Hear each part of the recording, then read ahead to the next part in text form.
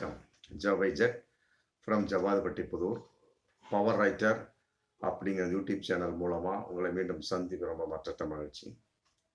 அத்தோட எங்கள் சேனலை சப்ஸ்கிரைப் பண்ணுங்கள், பெல் பட்டன் அழுத்த மறந்துடாதீங்க. அத்தோட எல்லாத்துக்கும் ஷேர் பண்ணுங்கள். வருகின்ற பிப்ரவரி 5ஆம் தேதி ஈரோடு கிழக்கு இடைத்தேர்தல். அது கன்ஃபார்ம், தேர்தல் ஆணையம் அறிவிச்சாச்சு. இருந்தாலும் சமூக நீதி மக்கள் கட்சி அப்படிங்கிறவங்க வந்து ஒரு மனு தாக்கல் பண்ணியிருக்கிறாங்க ஈரோடு கலெக்டர்கிட்ட. அதாவது மினிமம் ஒரு 7 to 10 நாள் அந்த இடைவெளியாவது இருக்கணும். அப்பதான் வந்து மக்கள் நிம்மதியா இருக்க முடியும், வேட்புமனு தாக்கல் செய்ய முடியும், வியாபாரிகளும் எந்த தடை இல்லாமல் இருக்க முடியும். ஆனா இது அப்படி அல்ல. ஈரோடு கிழக்கு தொகுதி அவசரமாக செய்யப்படுவதாக தெரிகிறது. அதே நேரத்தில் 10ஆம் தேதி, 13ஆம் தேதி, 17, ஜனவரி 10, ஜனவரி 13, ஜனவரி 17 இந்த 3 நாட்கள் மட்டும்தான் வேட்புமனு தாக்கல் செய்ய முடியும். மற்ற எல்லாமே வந்து தாக்கல் செய்ய எல்லாமே லீவு நாளா அறிவிக்கப்பட்டாங்க. அப்படி இருக்கக்கூடிய சமயத்துல இந்த தேர்தலை தள்ளி வைக்க வேண்டும். அதுக்கு வந்து உதாரணமா ஒரு காரணம் சொல்றாங்க. 2019 பெண்ணாகரம் இடைத்தேர்தல் வந்து அப்படிதான் தள்ளி வைக்கப்பட்டுச்சு. பொங்கலுக்காக தள்ளி வைக்கப்பட்டுச்சு. ஒரு மாசம் தள்ளி வைக்கப்பட்டுச்சு. அதே போல இதையும் தள்ளி வைக்க வேண்டும் அப்படின்னு இன்னைக்கு ஒரு மனு தாக்கல் பண்ணியிருக்காங்க.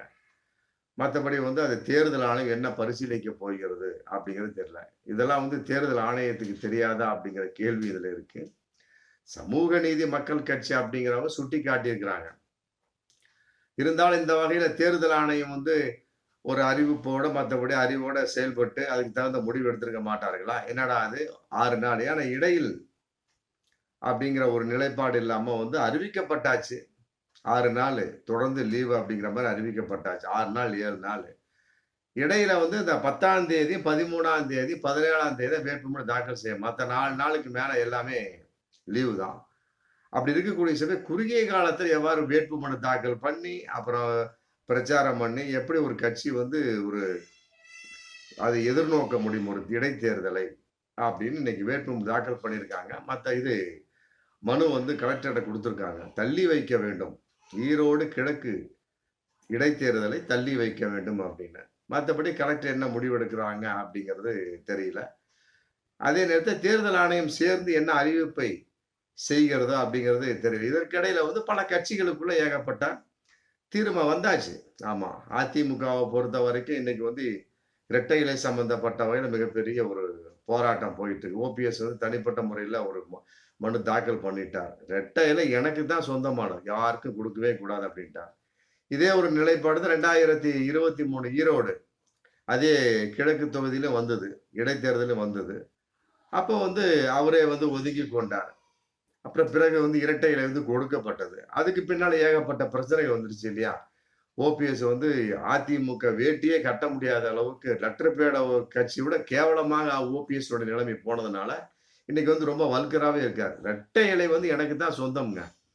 ஆமா, அதுல எந்த ஒரு மாற்று கருத்தும் இல்லை. அப்படி ஒரு சூழல் வந்தது அப்படின்னா அப்புறம் ஈரோடு கிழக்கு இடைத்தேர்தலை வந்து எடப்பாடிக்கு வந்து இரட்டை இலை கிடைக்குமா அப்படிங்கிற மிகப்பெரிய ஒரு கேள்வி இன்னைக்கு வந்தாச்சு. அப்படி கிடைக்கல அப்படின்னா தனித்து ஏதாவது ஒரு சின்னத்துல தான் போட்டியிட முடியும் எடப்பாடி பழனிசாமி. அப்படிங்கிறப்ப அதிமுக அப்படிங்கிற அந்த நிலைப்பாடு இல்லாம போயிடும். அதிமுகவே முடிஞ்சு போச்சு. நாங்க கூட ஒரு வீடியோ சொல்லியிருப்போம். அதிமுகனா என்ன? இரட்டை இலை முடிஞ்சு போச்சு. ஆமா, ஜெயலலிதாலாம் அப்புறம் தான். ஃபர்ஸ்ட் எம்ஜிஆர், அப்புறம் இரட்டை இலை முடிஞ்சு போச்சு. எடப்பாடி அப்புறம் ஓபிஎஸ்க்கு எங்கேயுமே மதிப்பெல்லாம் கிடையாது. எம்ஜிஆர் முடிஞ்சு போச்சு, அடுத்த இரட்டை இலை. எம்ஜிஆர் மறைவுக்கு பின்னால இப்ப இரட்டை இலை, அவ்வளவுதான். இப்படின்னு கையை காட்டினா போதும். சில பேர் வந்து இன்னைக்கும் எம்ஜிஆர் உயிரோடு இருக்கிற மாதிரி தான் நினைச்சிட்டு இருக்காங்க. கிராமத்துல போய் கேட்டு பார்த்தீங்கன்னா சொல்லுவாங்க, எம்ஜிஆர் இருக்கிறாருங்க, உயிரோடு இருக்கிறார். ஏன்னு கேட்டா இரட்டை இலை இருக்குதுல்ல, அதனால. அந்த மாதிரி ஒரு நிலைப்பாடு வந்து இரட்டை இலைக்கு இன்னைக்கு அவ்வளவு மதிப்பு.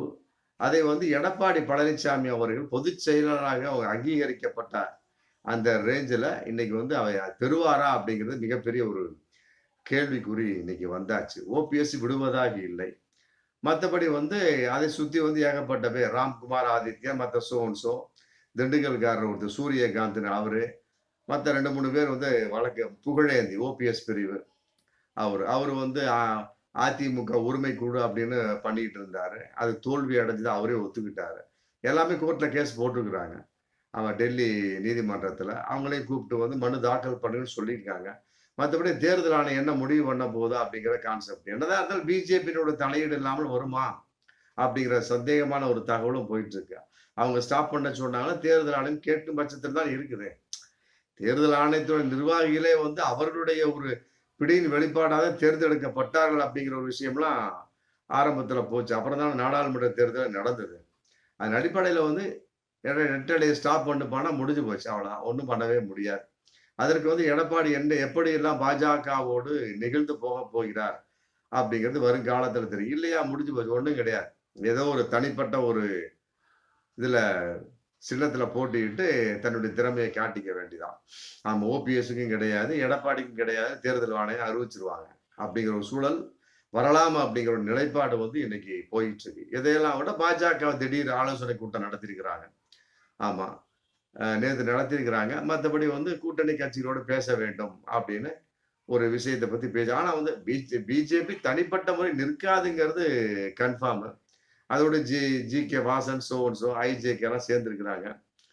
மத்தபடி வந்து இது இல்லாம விட ஜி.கே. வாசன் சம்பந்தப்பட்ட வகையில ஒரு ஆலோசனை கூட்டம் வரக்கூடிய 11ஆம் தேதி. அதிமுகவுடைய ஆலோசனை கூட்டம் என்னைக்கு நடக்குது? மாவட்ட செயலாளர் கூட்டம். அதே அன்னைக்கே வந்து 11/2025 வந்து ஜி.கே. வாசன் தமாகவினுடைய ஆலோசனை கூட்டம் நடக்க போகுது. அதுல வந்து ஒரு முடிவு எடுக்க போற இன்னைக்கே வந்து தகவல் போயிட்டு இருக்கு. ஆமா, யுவராஜ் வந்து ஒரு பேட்டி கொடுத்திருக்காரு. அதாவது வந்து இந்த தேர்தலிலாவது அதிமுக, பாஜக இணைய வேண்டும். இணைந்து போராடி ஜெயிக்க வேண்டும். கட்டாயமாக ஜெயிப்பார்கள் அப்படிங்கிற ஒரு நிலைப்பாடு. ஆனா எடப்பாடி அப்படி இல்லையே. கடைசி வரைக்கும் நாங்க பாஜகவோடு சேர மாட்டோம்னு சொல்லியிருக்கிறார். மற்றபடி இரட்டை இலை முடக்கினால் அவர் படிந்து விடுவாரா அப்படிங்கிற படிச்சுதான் ஆகணும். வேற வழி கிடையாது. எடப்பாடி அதிமுகன்னு இரட்டை இலை தான். எடப்பாடி வச்சோ, மற்றபடி ஜெயலலிதா வச்சோ, மற்றபடி யாரை வச்சோம் அதிமுக கிடையாது. நம்பர் 1 எம்ஜிஆர், நம்பர் 2 இரட்டை இலை, முடிஞ்சு போச்சு. அதனால வந்து யுவராஜ் தமாக சொன்னதை போன்ற அதிமுக, பாஜக இணைந்த கூட்டணி ஏற்பட வேண்டும். இந்த ஈரோடு கிழக்கு இடைத்தேர்தலிலாவது அவர்கள் இணைந்து ரொம்ப நல்லா இருக்கும். இணைஞ்சு போட்டியிட்டா அதோட நல்லா இருக்கும் அப்படிங்கிற ஒரு தீர்மானத்தை கொண்டு வர போற மாதிரி இன்னைக்கு தகவல் போயிட்டு இருக்கு. அதன் அடிப்படையில் வந்து இது பாஜக, ஜி.கே. Vasan, IJK concept. மற்றபடி திமுகவை பொறுத்து அவங்க ஸ்ட்ராங், எதை பத்தியும் கவலைப்பட வேண்டியதில்லை. அநேகமா வந்து அவங்க இந்த தடவை வந்து காங்கிரஸுக்கு கொடுப்பார்களா அப்படிங்கிற சந்தேக உணர்வு இன்னைக்கு போயிட்டு இருக்கு. இருந்தாலும் வந்து காங்கிரஸ் தீர்மானம் போட்டாங்க. ஆமா, ஈவி.கே. இளங்கோவனுடைய 2வது பையன் என்ன, அவருக்கே நம்ம அந்த சீட்டை வாங்கி கொடுக்கணும். சஞ்சய் சம்பத் அப்படிங்கிறவரு, அவருக்கே வாங்கி கொடுத்தா ஒரே குடும்பத்துக்குள்ள அப்படியே ரவுண்ட் அடிச்சுட்டே வந்த மாதிரி இருக்கும். ஃபர்ஸ்ட் அவரு திருமகன் அவர் இறந்துட்டாரு. மற்றபடி தந்தை ஈவி.கே. இளங்கோவன் இறந்துட்டாரு. மற்ற சஞ்சய் சம்பத் இதை வச்சு உள்ள கிழுத்துட்டான் அப்படின்னா அந்த ஓட்டு சிதையாமல் அப்படியே இருக்கும். ஆமா, திமுக கரெக்டா விழுகும். என்னப்பா யாருக்கு கொடுத்தாலும் சரி, அது வேறு விதமா போயிடும். இதை வந்து திமுக எடுத்துட்டாங்க, ஈகாங்கரஸ் மனம் மாற வாய்ப்பு இருக்கு. இதெல்லாம் நிறைய விஷயங்கள் இருக்கு. அதனால வந்து ஈகாங்கரஸுக்கு கொடுக்க நிறைய 97% திமுக வாய்ப்பு இருக்கு. ஏன்னு கேட்டா அடுத்தடுத்து நடக்கக்கூடிய இடைத்தேர்தல் சம்பந்தப்பட்ட வகையில வேறு விதமான வேற்று ஒரு நம்ம நிக்கலாம் அப்படிங்கிற திமுகவுக்கு ஒரு யோசனை வந்ததாக ஒரு தகவல் இன்னைக்கு போயிட்டு இருந்தாலுமே கூட, மற்றபடி வந்து ஈகாங்கரஸ் தீர்மானம் போட்டாங்க. ஆமா, சம்பத் அவர் ஈவிக்கு இளங்கோட பையனை சஞ்சய் சம்பத்தை நிப்பாட்டிடலாம் அப்படின்னு. இதை வந்து திமுக சம்மதிக்கும் அப்படிங்கிற ஒரு எதிர்பார்ப்பு ஈகாங்கரசு இருக்கு. மற்றபடி வந்து அவர்கள் எந்த அளவுக்கு இருக்கிறார்கள் என்பதெல்லாம் விட கூட்டணி கட்சி தான், ஒன்றும் பெரிய விஷயம்லாம் கிடையாது. ஆமா, ஆம் ஆத்மியை போன்று மம்தா பானர்ஜியை போட்டு திமுக கிடையாது. இந்திய கூட்டணியில் இருக்கிறாங்க திமுக, ஈகாங்கரஸ் அப்படிங்கிற சமயத்தை ஒற்றுமையின் வெளிப்பாடாக தான் இருக்கிறாங்க. டெல்லியில பாருங்க, ஆம் ஆத்மி தனியா நிக்குது, ஈகாங்கரஸ் தனியா நிக்குது. மம்தா பானர்ஜி அங்க பாருங்க, மேற்கு வங்காளத்தை அவங்க தனியா நிக்கிறாங்க, இவங்க இந்த ஈகாங்கரஸ் தனியா நிக்கிறாங்க. அப்படிங்கிறப்ப என்ன இருக்கு? இந்திய கூட்டணி அப்படிங்கிற என்ன இருக்கு? என்ன ஒரு அர்த்தமும் கிடையாது. அப்படின்னாலதான் வந்து இன்னைக்கு மோடி வந்து 11ஆவதாக இன்னைக்கு பிரதமர் வந்திருக்கிறார். இல்லாட்டி வந்திருக்கவே முடியாது. இன்னைக்கு இந்திய கூட்டணி தோத்ததுக்கு 2024 நாடாளுமன்ற தேர்தல் நம்பர் 1 மம்தா பானர்ஜி காரணம், நம்பர் 2 ஆம் ஆத்மி. இன்னும் அவர்கள் 2 பேரும் திருந்தவில்லை அப்படிங்கிறதான். அந்த நிலைப்பாடு திமுக கட்டாயமா வராது. ஆமா, அதனால வந்து ஈகாங்கரஸை விட்டு கொடுப்பாங்க. இதன் அடிப்படையில வந்து மற்ற வேறு வகை தேமுதிக சம்பந்தப்பட்ட வகையில அவங்கெல்லாம் வந்து அவங்க அதிமுக கூட்டணியோட தான். அதனால வந்து அவங்களும் புறக்கணிச்சு அவங்களும் புறக்கணிச்சிருவாங்க. தனிப்பட்டவர்கள் நிக்க மாதிரி தேமுதிக கட்டாயமா வாய்ப்பே கிடையாது. அது அடுத்தது வந்து பார்க்கக்கூடிய சமயத்துல பாமக. இப்பவே வந்து குடும்ப சண்டை ஸ்டார்ட் ஆயிருச்சு. ஆமா. பாமகவ பொறுத்தவரைக்கும் மகன வந்து தலைவரா போட்டாரு. இப்ப பேரன வந்து இளைஞரணி தலைவரா போட்டிருக்கிறாரு. மாநில இளைஞர் தலைவரா போட்டிருக்க சமயத்துல முகுந்தன.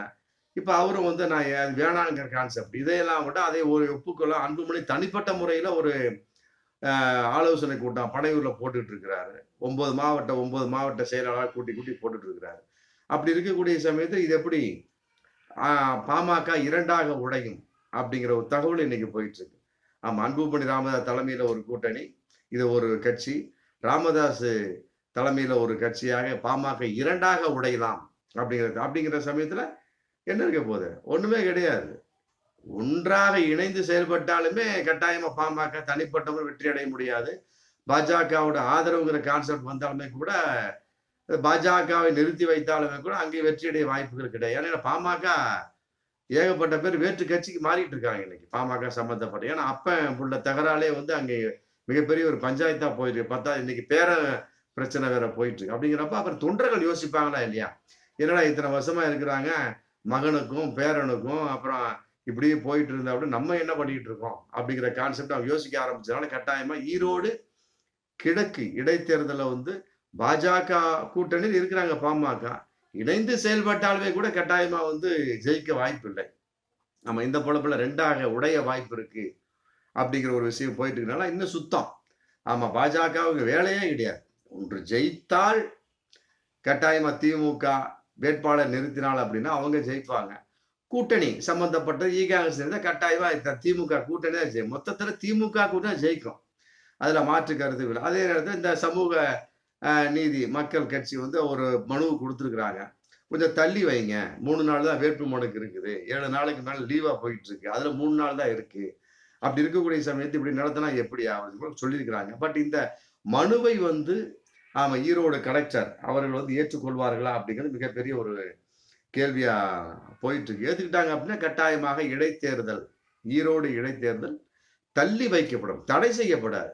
ஈரோடு கிழக்கு இடைத்தேர்தல் தள்ளி வைக்கப்படும் அப்படிங்கிற ஒரு எதிர்பார்ப்பு இன்னைக்கு இருக்கு. பார்ப்போம். எந்த ஒரு நிலைப்பாடாக இருந்தாலும் சரி கலெக்டர் முடிவெடுக்க போறாரா, மற்றபடி தேர்தல் ஆணையம் முடிவெடுக்க போகிறதா, இரண்டும் சேர்ந்து இந்த மனுவை தள்ளுபடி செய்ய போகிறார்களா அப்படிங்கிற வரும் காலங்களில் தெரியும். பார்ப்போம் மீண்டும் அடுத்த வீடியோ. நன்றி.